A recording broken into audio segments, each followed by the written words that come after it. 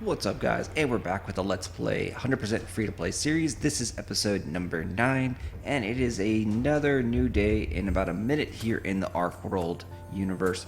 So, as always, we are starting off this video with the standard disclaimers of being a free to play player is not a good idea. I always laugh when people say, "You're a shill for the game," right? Because yeah, I tell people not to play Archeworld. I tell people the game is not for you.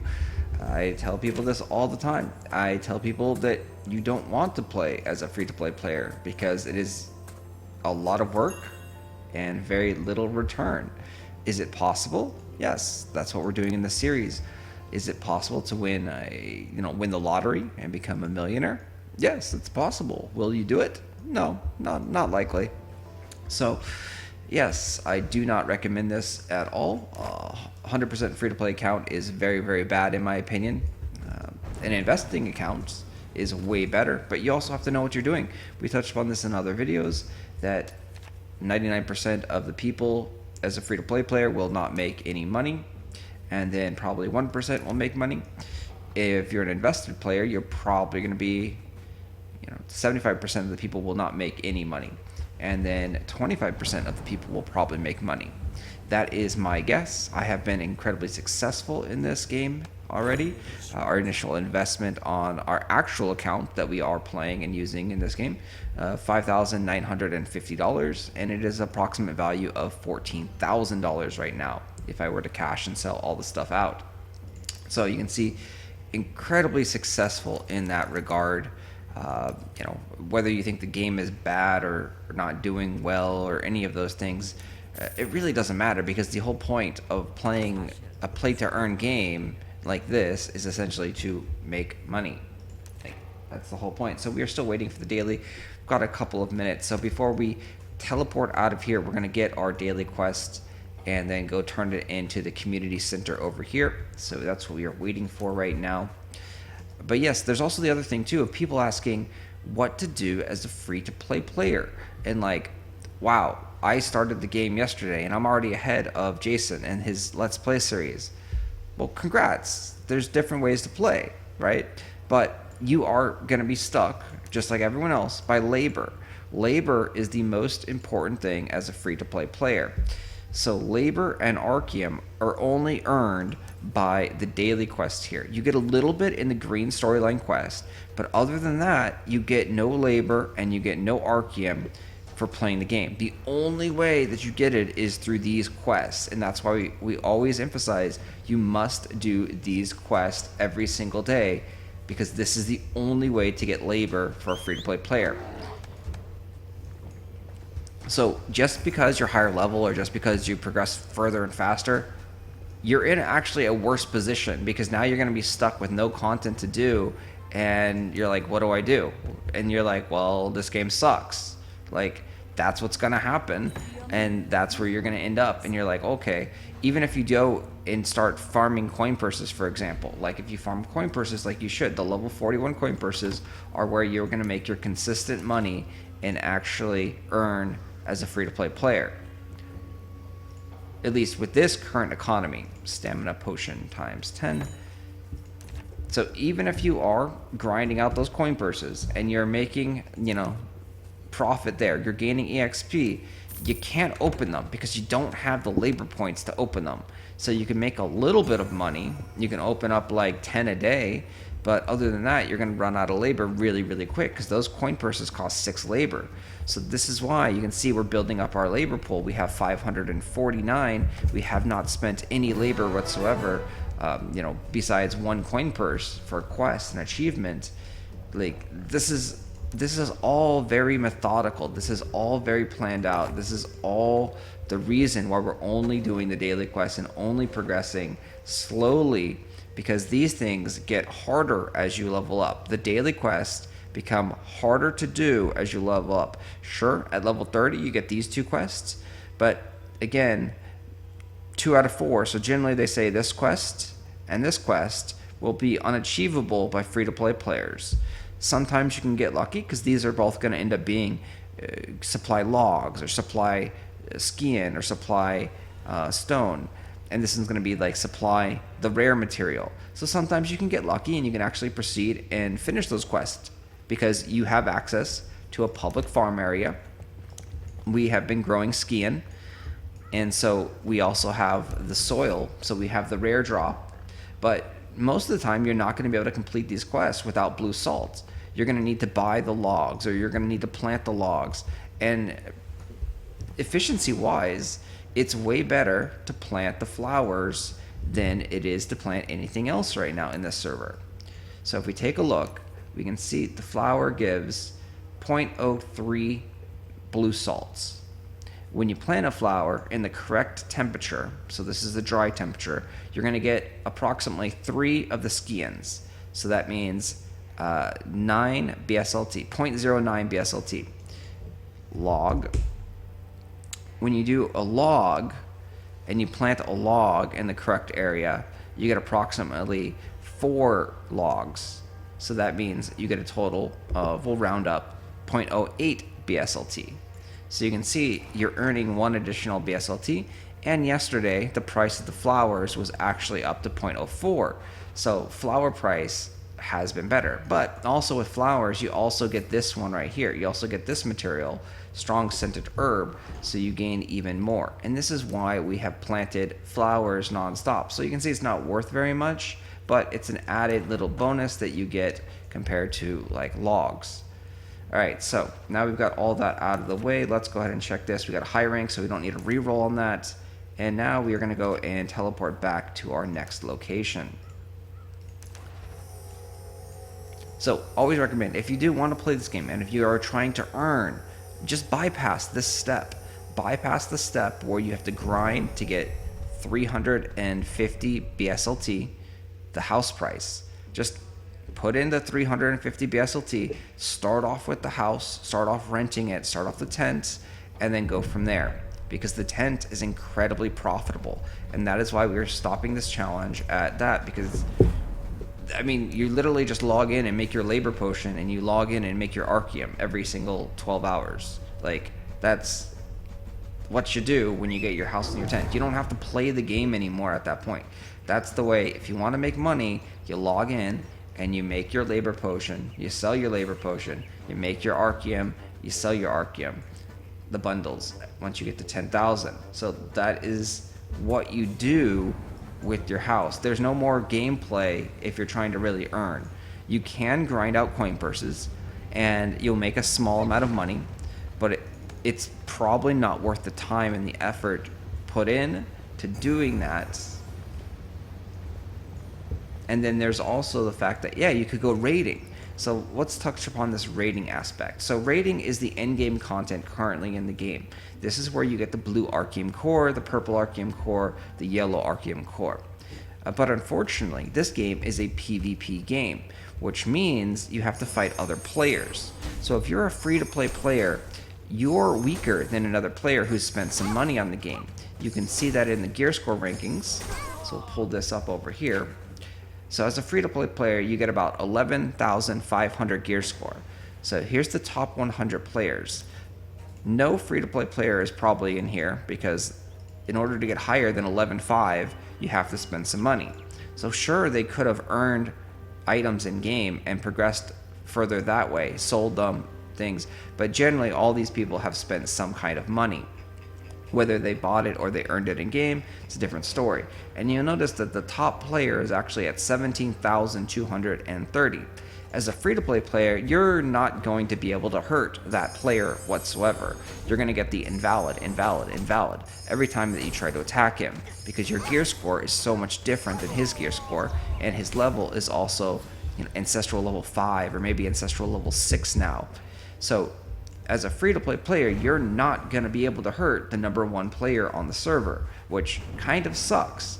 Like, his gear is better than yours, but it's not that much better. Like, he's got tier 5 gear and you got tier 3 gear. So, like, it doesn't feel like that big of a difference, but the invalid system makes it so you cannot hit him. If you put in a little bit of money and you get to like 12,000, 13,000, you'll actually start to be able to hit him a little bit and you could potentially even kill him. But in a one-on-one battle, you're most likely gonna lose. Like probably 95% of the time. But this game has a lot of skill and a lot of combat based abilities that you could essentially outplay that number one player and potentially defeat him. So there have been times where the number one player and his guild do not actually win in the raid battles because an enemy guild or enemy raid is actually playing smarter and more efficient than they are. They are not the best players on the server, but they have the best gear. So you can actually outplay your opponents, but that takes coordination, that takes skill, that takes ability, and it's 50 versus 50 at the end game. Raid versus raid. So you have to organize 50 people and have a better strategy with these 50 people than the enemy guild who is supposedly, friends or working together or countrymen or whatever. So the fact is, it's incredibly difficult for you to organize and run, a successful 50-man raid against people that have better gear than you, that are stronger than you. And the only way that you can really beat them is by having better tactics and, outplaying them. And you're already at a disadvantage because, again, the gear is better than yours. So it is possible. But as a free-to-play player, you also have to jump over the hurdle of trying to get into these raids. So if you go Shift R, you can pull up the raid menu. You can make your own raid, so you can do a radius invite to make a raid, or you can do others. You can click on this, and you can see all the raids that are available. A lot of them have restrictions. So the better raids will be asking for players that have 12,000 or higher gear score, because they want people that are stronger. The weaker, less efficient raids will be asking for 10,000 gear score. And see, there will also be some people that are just like, I don't care what your gear score is, I just want you to jump and party with me. So power and gear score is very, very important. And as a free-to-play player, you can't get past that 11.5. So you're not going to be able to really get into those 12,000 gear score raids, which means the chances of you winning are significantly lower. Yes, there is a lot of different bosses and raids that you can go fight after. So in game, when a zone goes to war, there are 3 rifts that appear. So there's 3 different spots, right? And that happens in all the zones that go to war, except for the little baby zones, the Cinderstone Moor and Yinister. They don't have rifts. So right now there's 2 zones that are in war, and that means there's 6 rifts going on. But by this time, the rifts have probably already been defeated. So this one has been in war for about 29 minutes. And it doesn't take that long to kill the rifts. This one has been in war for 5 minutes. So that means there's probably 1 or 2 rifts that are still available. But that means there's going to be 50 people at the rifts fighting, trying to kill the boss and trying to get the loot. But unfortunately, those bosses only give baby loot. They don't really give good loot. The best loot comes out of the mega boss. The mega boss only appears once all 3 rifts are dead, and now there is 1 mega boss on the map, and you have to go and kill it. To get the best loot, to get the Archeum cores, that's where you get the Archeum cores. So there's going to be 2 mega bosses, 1 in here and 1 over here. And it doesn't take that long to kill the mega boss. It takes maybe 5 to 10 minutes to kill the mega boss if you're uncontested. So if the super powerful, pay-to-win, number 1 player in the world guild is online and fighting, they could probably kill the mega boss in 5 to 10 minutes if no one bothers them. So they go and kill the first one, and they go and kill the second one, and then done. If you try and bother them, then you can contest it and battle, but not only do you have to kill them and defeat them, you then have to kill the boss before they come back and mess you up again. So it's all open world PvP, which is the end game of the game. And at that point, you're also dying and losing gear durability. There's also a system in place that says if you die, you can't hurt the boss. So if you die, you have to wait, I believe it's 5 minutes before you can actually hurt the boss again. So at that point, you have to not die. You have to kill the boss without dying once, or you have to wait 5 minutes for that debuff to go away, so then you can actually kill the boss and hurt the boss. So there's a lot of systems in place that, in a sense, make it very hard to earn the high-end rewards. And that's why only the strongest are earning these high-end rewards, because it's like winning the lottery. You can do it. It's possible. There's possibilities. Like, you can get there. You can do it. Yeah, it's possible. But the chances of you doing it actually are incredibly rare. It's very unlikely, and you shouldn't expect to win the lottery. So that's the same thing too here. You shouldn't expect to actually get the blue Archeum core or the purple Archeum core. You shouldn't expect to get those. That is going the lottery route. That is trying to win the lottery and trying to be the lucky person that gets that one drop and succeeds. What we're showing here in this channel, in this series, is the consistent, slow, steady, easy way to actually get your BSLT with very little to no risk. And it all starts with doing the public farms every single day, putting your crops down, collecting them every 8.5 hours. If we wanted to be more efficient, we would be logging in every 8.5 hours, collecting those flowers, and then replanting the flowers over and over again. We'd be doing that. So that is the most efficient way to do it as a free-to-play player. Put down your flowers on this current server with this current economy, collect them every 8 hours, 8.5 hours, and then repeat the process. And then slowly level up your character doing the daily quests. So, daily quest, flowers, that's it. And that's also why we stop once we've completed our daily quest, is because we want to keep our level low. We don't want to gain excess EXP, because then the quests get harder. We do not want that. There is no rush right now for money-making processes. It's not going to go away. Actually, with what's going on with the economy and how the items are acting and the economy is shifting, it's actually beneficial for us to be slower, because the items that we are going to sell out of the high, I believe it's the priest coin purses, are actually gaining in value. The Shadowhawks. So I think we just wasted 7,000 EXP, but let's see here. So, Stone of Rift.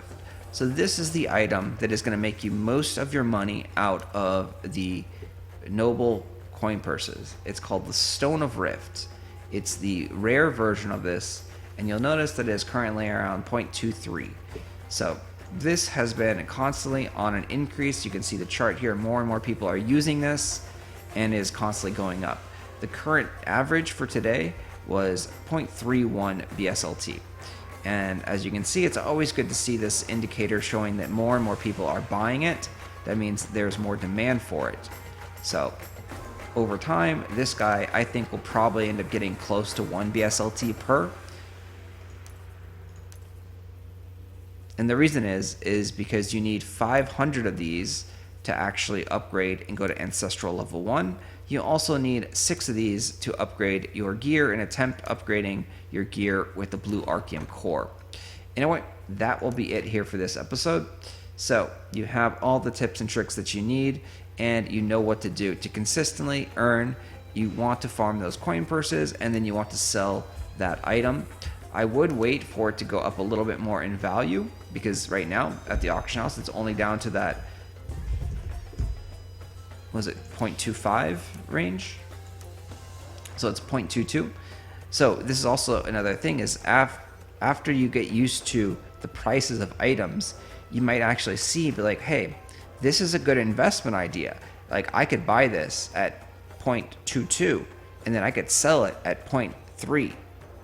And so once you realize this and start understanding the economy and how players are behaving and buying and selling items, you'll find out, be like, okay, this is the sweet spot, selling it at 0.3. So anytime that you see something that is at 0.22, you're like, I can make profit by buying it and selling it. That is known as flipping.